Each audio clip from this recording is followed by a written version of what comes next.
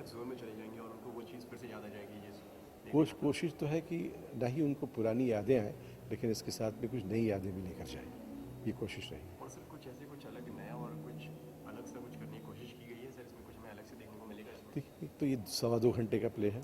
दूसरा ये है कि ये इसमें 2 और गाने ऐड किए गए हैं, और जो आपने अभी थोड़ा सा देखा है, जो कोरियोग्राफी है, जो इसके कॉस्ट्यूम डिज़ाइन है, जो सेट्स हैं, सब, तो ये सब तो बिल्कुल नया है तो उसी पीरियड को लेकर रेफ़र किया गया है।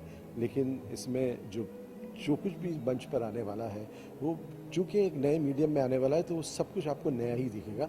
उसमें कंटेम्प्रेरी सेंसिबिलिटीज़ बहुत हैं। हालांकि है ये पीरियड पीस, लेकिन चूँकि ये आज हो रहा है और जो लोग इसमें इन्वॉल्व है, वो थिएटर की ज़बान से वो कहानी जो है बोलने का हमारा प्रयास है।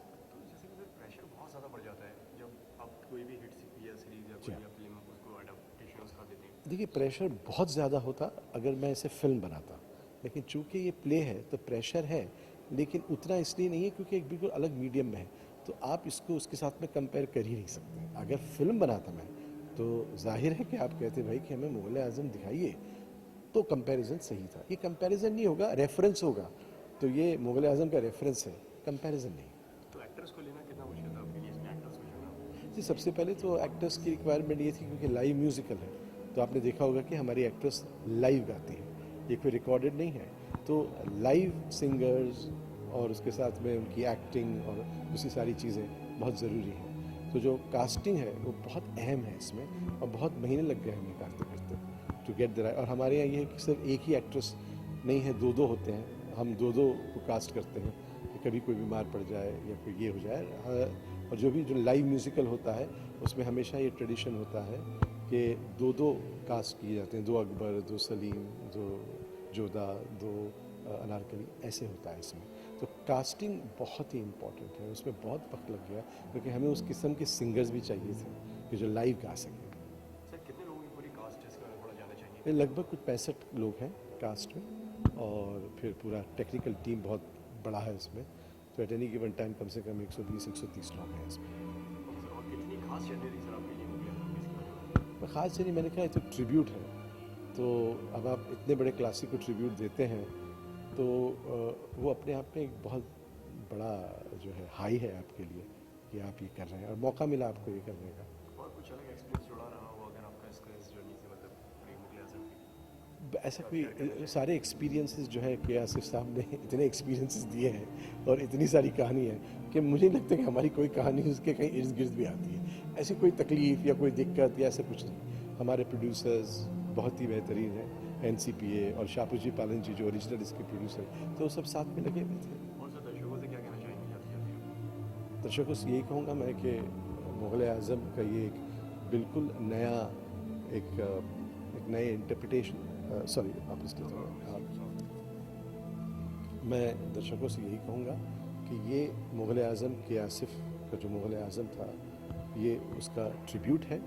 तो वो मुग़ल आज़म जो फिल्म थी, उसको एक नए मीडियम थिएटर में हमें इसे तब्दील किया है। तो आप आएँ, आपकी यादें जो हैं वो हम पूरी कोशिश करेंगे कि वो यादें आपकी बरकरार रहें, और उसके साथ साथ हम कुछ और नई यादें जोड़ें। Thank you so much sir, आपसे बात करके। Thank you sir.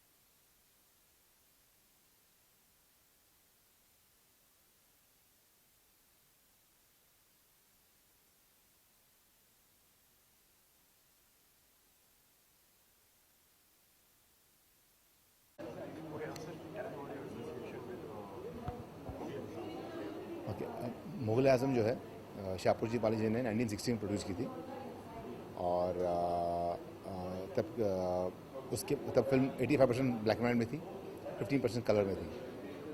2004 में शाहपुर जी पाली जी ने इनिशिएटिव लेके और जो ओरिजिनल के आसिफ साहब का जो ख्वाब था वो पूरा करने के लिए टेक्नोलॉजी में इन्वेस्ट किया, जिससे पूरी फिल्म फिर से कलर रिलीज हो सके। तो उसका प्रोडक्शन में शाहपुर जी पाली जी ने किया था और वो फिल्म सक्सेसफुल रही। वो फिल्म उस फिल्म में 2004 में भी सिल्वर जुबली की और अब 2016 में शाहपुर जी पाली जी और NCPA जॉइंटली प्रोड्यूस कर रहे हैं प्ले।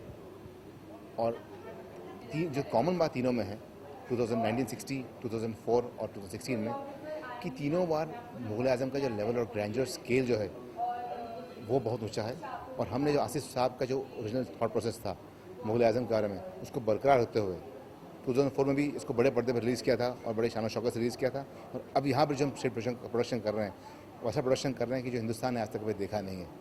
तो जो लेवल ऑफ ग्रैंडर और स्केल जो मुग़ल आज़म का है वो बरकरार रखते हुए इस प्ले की पूरी कल्पना की है और इसकी एग्जीक्यूशन किया गया है। सर लेकिन उस टाइम पे शाहपुर जी का नाम नहीं दिया गया था और आज के टाइम में सर नाम है। क्या है ना, स्टर्लिंग इन्वेस्टमेंट शाहपुर जी पाली ना, स्टर्लिंग इन्वेस्टमेंट कॉर्पोरेशन शाहपुर जी पाली जी की कंपनी है, तो सेम ग्रुप कंपनी है। एंड क्या बजट है सर इस पूरे शोकेस के बारे में जानना चाहिए? से अगर आप जब मुग़ल आज़म की बात करते हैं तो बजट की बात नहीं कर सकते हैं। बजट में अगर उलझ जाएंगे आप तो मुग़ल आज़म की स्पिरिट को नहीं समझ पाएंगे। Thank you.